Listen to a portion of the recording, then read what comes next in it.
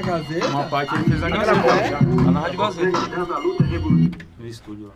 Atenção, entendeu? Entendeu, Marighella? Carlos Marighella, Mano Brown aqui no Revolução Rap 509E, Castelo de Ladrão. Tamo junto aqui no Revolução Rap. DJ Diamond vai fazer uma pergunta. Eu vou fazer uma pergunta agora pro Cazé. O Cazé viajou para alguns países, né, mano? E eu lembro que ele falou que ele foi para Israel. E eu queria que você falasse um pouquinho dessa experiência que você teve lá, que Israel é um país bem citado nas escrituras sagradas, na questão da Guerra Santa que teve alguns tempos atrás. Eu queria que você falasse um pouquinho dessa experiência que você teve lá, Cazé. É verdade, Mano Zóio. Foi uma experiência realmente muito forte, né? Uma terra, enfim, ocupada já centenas, né?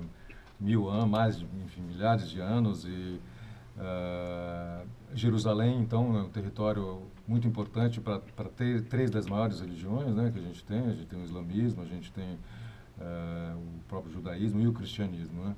Então, o que você percebe e o que eu senti lá, eu fui no momento, Israel vive em conflito, na verdade, né, ali com a faixa de Gaza e tudo, e o que a gente percebe é que nem sempre, eu acho que como que a gente pode falar isso?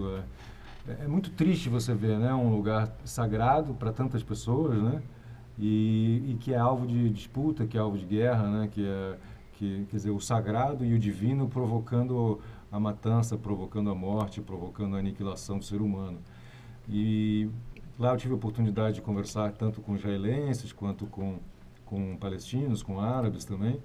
E quando você vai percebendo o preconceito, sabe, no dia a dia, né, na vida das pessoas, assim. Teve um episódio que eu acho que foi muito emblemático, assim, do que eu estou falando. Chega uma hora que você perde a noção pelo que as pessoas estão lutando, né? Então a gente estava num hospital próximo a Jerusalém, ali numa encosta belíssima, assim, uma montanha, cheia de alecrim. Você vai andando pela estrada, tem alecrim pela estrada inteira. E é um hospital enorme, gigantesco, extremamente tecnológico, um hospital de guerra, né? E tanto vítimas, assim, tanto de um lado quanto do outro, costumam ir lá.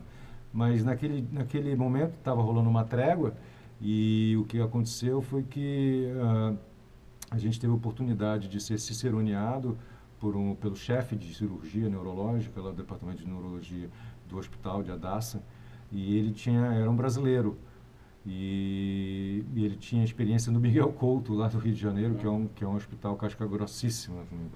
Enfim, e a gente estava passeando, enfim, fazendo tour pelo hospital, e a gente acabou passando por um quarto de um menino que estava na UTI, um rapaz, devia ter uns 20 e poucos anos, que tinha sido espancado durante uma manifestação, era um árabe, e tinha sido espancado, né, em Jerusalém.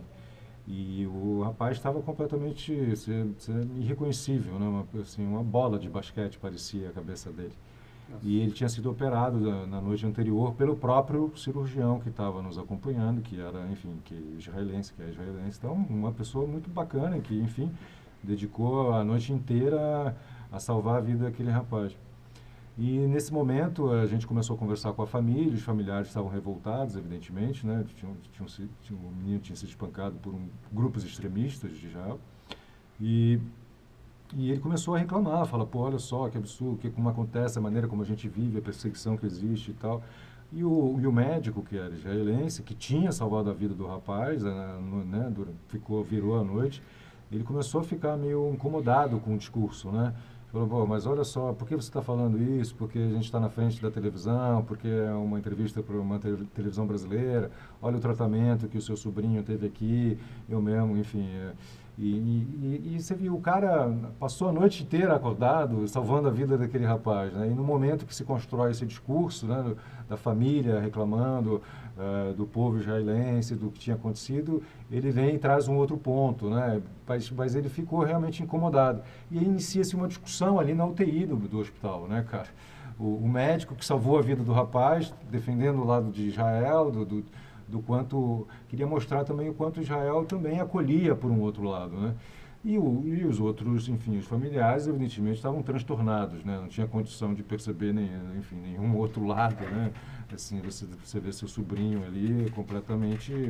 Ele foi espancado com um taco de beisebol. Eles tentaram levar o menino para o hospital e os policiais que estavam naquele momento se negaram a ajudar, sabe? Tentaram retirar o rapaz do carro. Foi uma coisa muito forte. E é muito triste. Então, eu acho que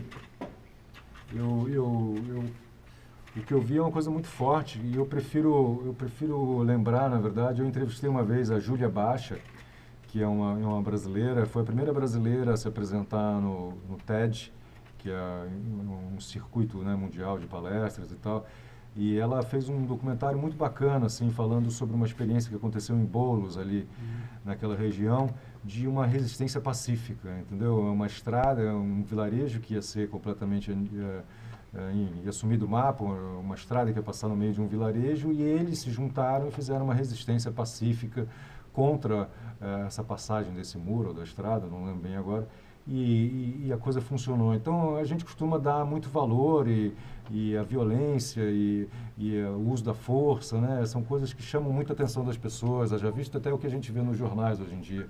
Mas é muito importante a gente dar espaço para as pessoas que estão resolvendo os conflitos de forma amigável, de forma através do diálogo, conversando e através da paz, né? Eu sou um grande fã de Mahatma Gandhi e a grande revolução que Gandhi trouxe, acho que foi justamente essa revolução de você manter a sua dignidade, de você se revoltar contra os abusos que são cometidos pelas pessoas, ou por um império, no caso britânico, por um Estado, mas você não usar a violência para isso, entendeu? Você se negar a chegar no mesmo denominador comum, chegar na mesma linguagem que a pessoa está usando com você. Então, eu acho isso muito bonito, é muito difícil de se colocar em prática, evidentemente, não é para qualquer um, mas acho que é um exemplo a ser seguido. A gente precisa de parcimônia. E acho que no Brasil também, a gente está vivendo um momento de tanta polaridade, né?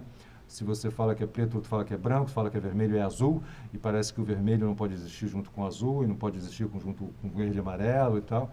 Eu acho que é um momento político muito delicado que a gente está vivendo, e a gente precisa de pessoas que estejam dispostas a conversar, a dialogar, a colocar seus egos de lado e a entender que a gente está aqui hoje não é à toa, é um somatório, né, de iniciativas, então, o Brasil é acima de qualquer partido, é acima desse congresso que a gente viu, que envergonha a gente.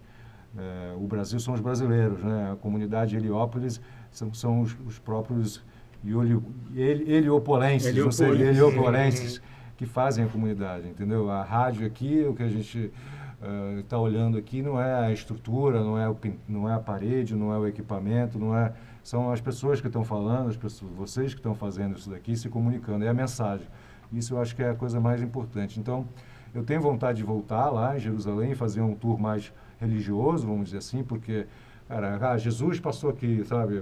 O outro profeta estava ali, foi aqui que aconteceu. É muito forte, assim, você sente essa vibração desse solo sagrado, né? De uma maneira muito forte. Mas o que eu aprendi, eu acho que o amor, acima de tudo, resolve as coisas.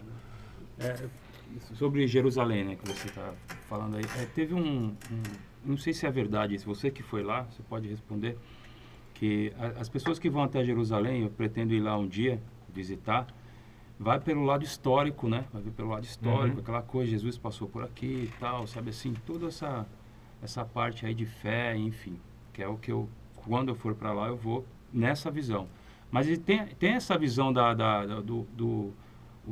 digamos assim, o estrangeiro, ele é bem tratado lá mesmo, é isso, ele é bem tratado, e tem essa coisa também de muita comercialização ali, a galera vende tudo ali, cara, é um mercado a céu aberto mesmo, é verdade isso? Entendo, então, como eu te falei, eu pretendo voltar lá, porque eu fiquei poucos dias e a gente usava todo o tempo que a gente tinha para fazer as matérias relacionadas com conflito, né? Então, eu não tive muita oportunidade de viver esse lado, eu senti, né? Senti essa coisa forte da cidade, e até porque o cara que estava dirigindo o carro para a gente, ele conhecia muito de história, então ele ia falando, sabe, ia dando os toques, mas eu não cheguei a viver isso, né? A viver isso de uma maneira mais profunda, e eu tenho vontade de voltar por conta disso, assim. Você sentiu também essa parte essa briga entre árabes e judeus? Você sentiu essa... Senti. Você acha que isso aí vai longe? Você que esteve lá, você sentiu essa força assim de... Infelizmente eu acho que sim, né? Infelizmente eu acho que sim. Eu acho que a gente como raça, como ser humano, né? Como espécie, assim, a gente precisa... Eu não acho que a gente está num bom caminho. Tem muita gente fazendo coisas boas, mas a gente precisa recuperar realmente o conceito do sagrado, né, da terra, do planeta como sendo a mãe, né, que a gente vem da terra, do pó vieste, para o pó voltarás, né, isso é uma grande verdade, a gente não é nada,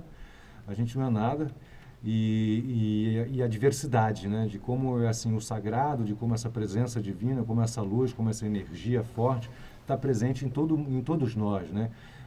Os índios, por exemplo, eles olham para ele, essa presença que muitas vezes a gente enxerga só nos seres vivos, eles enxergam em tudo, nas pedras, sabe?